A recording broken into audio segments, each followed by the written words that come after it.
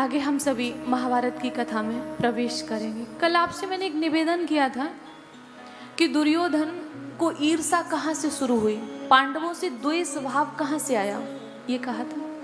उन्होंने जब राजसूय यज्ञ किया था तो कृष्ण भगवान की प्रथम पूजा हुई थी और उस राजसूय यज्ञ में ही शिशुपाल का वध हुआ था।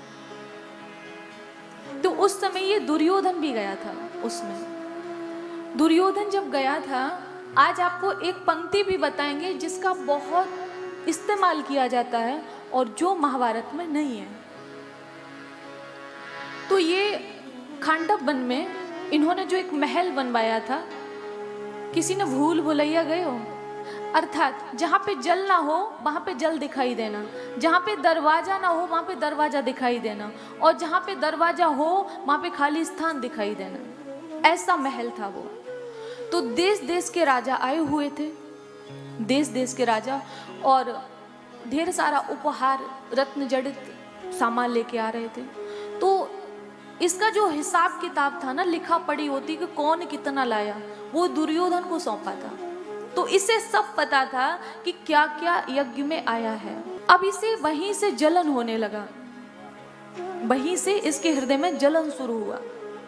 बोला कि हम 100 होकर भी इतना उत्थान नहीं कर पा रहे, और ये 5 पांडव इतना धन, मतलब पहाड़ की तरह ढेर लगा हुआ था, इतना धन आया था उस राजसूय यज्ञ में। उसी समय क्या हुआ कि ये दुर्योधन, मैंने कहा ना कि जहां दरवाजा, वहां पे दरवाजा दिखाई न देना, जहां सादा है फर्श है वहां पे जल दिखाई देना, ये गिर गया दुर्योधन।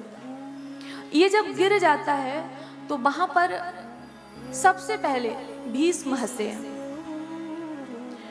कहा कुछ नहीं है, उनकी हंसी निकल गई। उनकी हंसी निकलेगी तो थोड़ा सा भगवान भी हंस दिए, और भी जो लोग थे उनको भी हंसी आ गई, और साथ में द्रौपदी जी भी हंसी हैं। सिर्फ हंसी हैं। जो ये पंक्ति आप लोगों ने सुनी है कि लोग कहते कंधे कंधे ही पैदा होते हैं, ये बिल्कुल नहीं बोला है। जो बताओ, अभी आप सुनेंगे कथा को कि जिनके 5 पुत्रों का वध हो गया, एक भी पुत्र के शीश नहीं थे, उस समय भी उनको ये पता था धर्म क्या है और अधर्म क्या है। वो स्त्री ऐसी भाषा बोलेगी। और जो कृष्ण की सखी सहेली, कृष्ण भगवान की मित्र हैं द्रौपदी जी, और जिस परिवार की रक्षा स्वयं कृष्ण करते हैं, उस परिवार में ऐसी भाषा बोलने वाले लोग होंगे, ये पंक्ति लिखी ही नहीं है। हाँ, हंसी है, ये सच्चाई है। इसको अपमान लगा। एक स्थान पर भीम ने ये जरूर कहा है कि धृतराष्ट्र के पुत्र दरवाजा इधर है, ये शब्द भीम ने जरूर बोला है। तो इसे जलन ईर्ष्या द्वेष तो हुआ ही। उसी समय ये गया और अपने पिताजी से कहा, पहले तो उस संपत्ति को गिनाया है कि क्या क्या आया। बोले पिताजी, उस संपत्ति को देख के स्पष्ट शब्दों में कहा अपने पिता धृतराष्ट्र से कि मन में जलन हो रही है।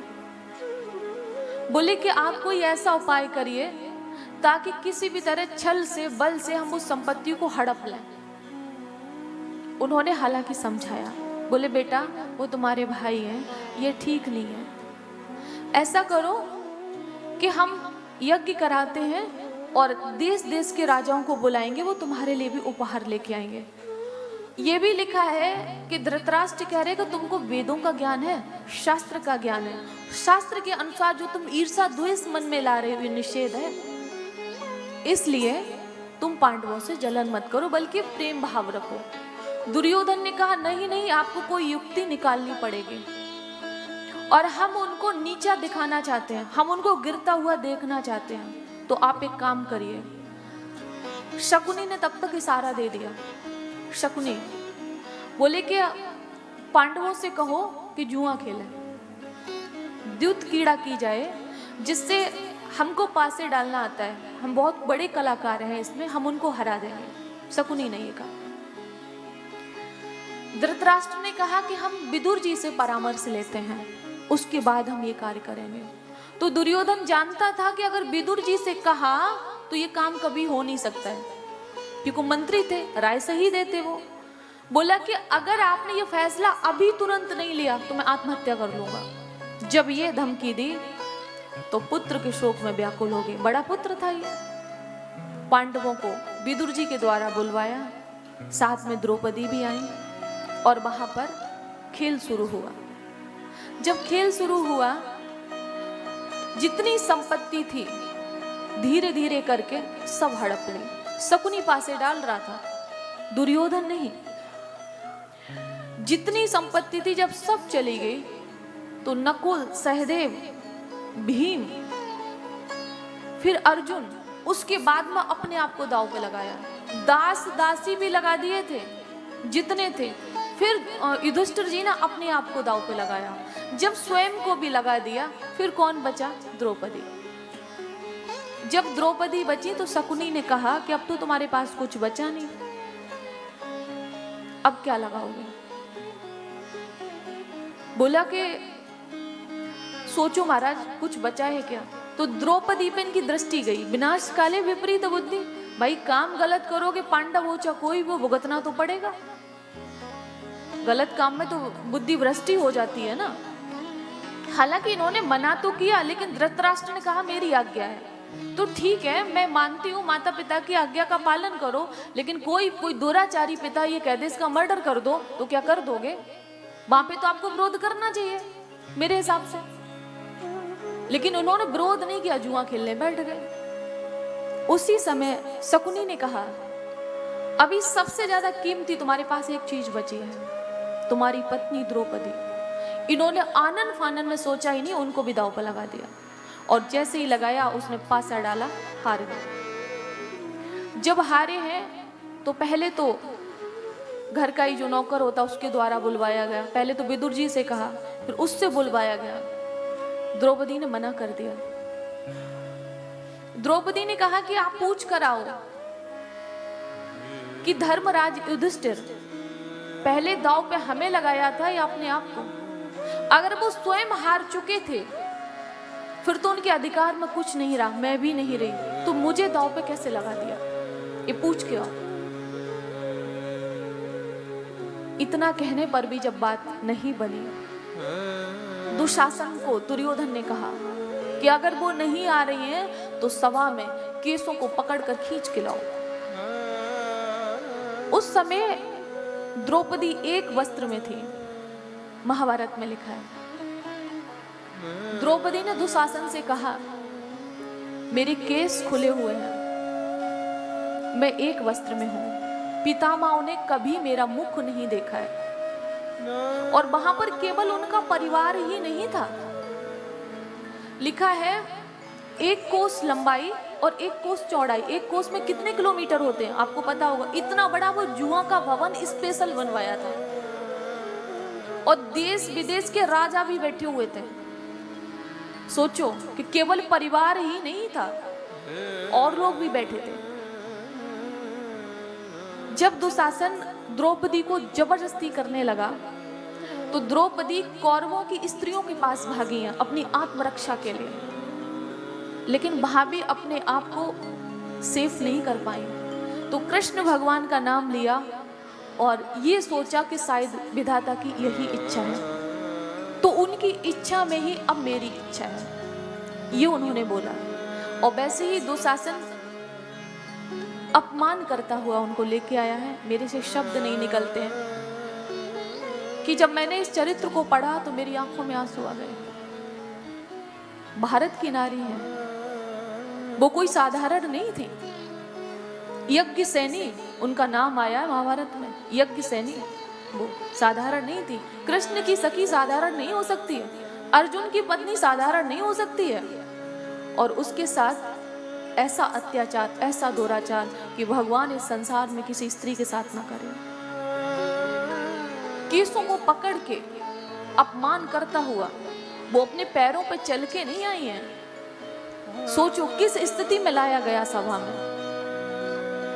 और उस सभा में मैंने जितना पढ़ा है अब तक उस विषय में, विदुर जी बहुत बोले, भीष्म जी बोले, लेकिन कुछ भी ऐसा नहीं बोल पाए कि जिसमें द्रौपदी की रक्षा होती। और जबकि भीष्म अगर चाहते तो द्रौपदी की तरफ कोई नजर नहीं उठा सकता था। विदुर जी बहुत बोले, और जितना दुर्योधन ने अपमानजनक शब्द नहीं बोले उससे ज्यादा कर्ण ने बोले। कर्ण ने ऐसे शब्द बोले द्रौपदी के लिए कि हम व्यास मंच से बोल नहीं सकते। पांडव सर झुकाए हैं और द्रौपदी और कह रही है कि पितामहों से वहां पे पुकारती हुई कह रही हैं, आप लोगों ने कभी हमारा मुख नहीं देखा, आप इस स्थिति में हमें देख रहे हो। अरे आप में से कोई विरोध क्यों नहीं करता है? और ये धर्मराज युधिष्ठिर बोल क्यों नहीं रहे हैं? और बाकी अपने पतियों से कहा, अर्जुन से कहा, नकुल सहदेव भीम से कहा कि धर्मराज ने जब हमें दांव पे लगाया था तो क्या तुमसे पूछा था? क्या मैं केवल इनकी पत्नी हूं, तुम सबकी भी तो पत्नी हूं? क्या तुमने सहमति दे दी? क्या मैं पशु संपत्ति हूं जो पशुओं की तरह दांव पे लगा दिया? द्रौपदी ने ये कहा। पांचों पांडव शीश झुकाए, कोई नहीं बोल रहा है। और यहाँ पर अब तक आपने ये सुना कि द्रौपदी का ही वस्त्र हरण किया, पांडवों के भी उत्तरी वस्त्र उतरवा लिए गए, ऐसा अपमान किया गया उनका। जब दुशासन द्रौपदी का अपमान करने लगा, कर्ण ने उसको हिम्मत प्रदान की। हालांकि धृतराष्ट्र के एक पुत्र ने पक्ष भी लिया, तो कर्ण उनसे कहने लगा तो कि तू कुल का घातक बन रहा है, तू पक्ष ले रहा है। और जब अपमान किया तो कृष्ण भगवान को पुकारने लगे, हे कृष्ण द्वारिका वासी, क्वासी क्वासी महाभुजा, कौरवे परिभूता मां, किम न पश्यसि केशव। हे कृष्ण द्वारिकावासी, मैं कौरवों से अपमानित हो रही हूँ, क्या आपको दिखाई नहीं देता? किम न पश्यसि, क्या आपको दिखाई नहीं देता? अगर दिखाई देता तो देर क्यों? आप लोग पढ़ना, वो उस सभा में आने की स्थिति में नहीं थी जिस स्थिति में उनको लाया गया। जब पुकारा है तो भगवान तुरंत दौड़ के आए हैं और चीर पे चीर बढ़ाया है, चीर बढ़ाया। दुशासन बेहोश हो गया, आज अपने मकसद में कामयाब नहीं हुआ। भगवान ने अपनी सखी द्रौपदी की रक्षा की। जब ये सब हो गया तब धृतराष्ट्र ने कहा है कि बेटी कोई वरदान मांग लो।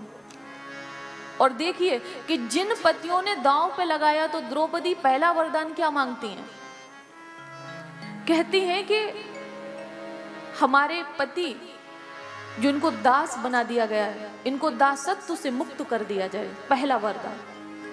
क्योंकि दास बने थे इसीलिए तो बोल नहीं रहे थे। भीम ने गुस्से में कहा भी युधिष्ठिर से, बोले प्राय ऐसे घरों की जो स्त्रियां होती हैं, जो लोग जुआ आदि खेलते हैं, बहुत कुलवान नहीं होंगी, क्योंकि कोई भी आतंकवादी से विवाह करने वाला कुलवान तो नहीं हो सकता ना। बोले वो भी अपनी स्त्रियों को दांव पे नहीं लगाते, जो आपने द्रौपदी जैसी सती साध्वी स्त्री को दांव पे लगा दिया। बोले भैया, यदि हमने धर्म शास्त्रों को पढ़ा ना होता तो आपकी भुजाओं में आग लगा देते, जिनसे आपने पासे डाल के इनको हारा है। भीम ने ये बात कही, बोले आपकी भुजाओं में आग लगा देते। और बोले इस दुशासन ने जो द्रौपदी की साड़ी को खींचा है, इसके सीने को चीर के यदि मैंने लहू न पिया तो मैं अपने पूर्वजों को मुख नहीं दिखाऊंगा। ये भीम की प्रतिज्ञा थी। जितना वहां पे बोले भीम बोले हैं, और भीम कई बार उठे। उसी समय दासत्व से मुक्त कर दिया है। दूसरा वरदान मांगा है तो जो संपत्ति आदि अस्त्र शस्त्र जो थे वो मांगे कि जो इनके अस्त्र शस्त्र हैं वो वापस कर दिए जाएं। और जब तीसरा वरदान मांगने के लिए कहा तो देखिए ऐसी स्थिति में द्रौपदी ने क्या कहा धृतराष्ट्र से कि क्षत्रियों की स्त्रियों को केवल 2 वरदान मांगने का हक है। धर्म शास्त्र को जानने वाली थी, वो कोई साधारण नहीं थी। बोली केवल 2 वर मांगने का हक है, तीसरा नहीं। इसलिए मैंने जो मुझे लगा वो मैंने मांग लिया, अब मेरा अधिकार समाप्त हो गया। देखिए, और उसी समय धृतराष्ट्र ने जो कुछ हारे थे वो सब दे दिया। और देने के बाद में जैसे ही ये विदा हुए हैं और दुर्योधन ने फिर शर्त रखी, और ये अपने घर पहुंच भी नहीं पाए, खांडव वन पहुंचे भी नहीं है, बीच रास्ते से फिर बुलवा लिया गया। फिर धृतराष्ट्र ने बोला कि जुआ खेलो। फिर खेले हैं। तब इनको ये 13 वर्ष का जो वनवास हुआ था ना, 12 वर्ष वनवास और 1 वर्ष अज्ञातवास, ये तब हुआ है। उसमें भी हारे। उसमें केवल एक दाव था। बोले एक शर्त पे दुर्योधन ने कहा एक ही दाव लगेगा। उसमें शर्त क्या है कि अगर तुम हारे तो तुमको 12 वर्ष के लिए वनवास और 1 वर्ष के लिए अज्ञातवास, और अगर हम हारे तो ये हम करेंगे। ये दिया गया था। तो ये बेचारे फिर हार गए। तब राजा विराट के यहाँ सब अपना रूप बदल बदल के रहे हैं। सोचो कितनी मुसीबत पड़ी इन लोगों पे।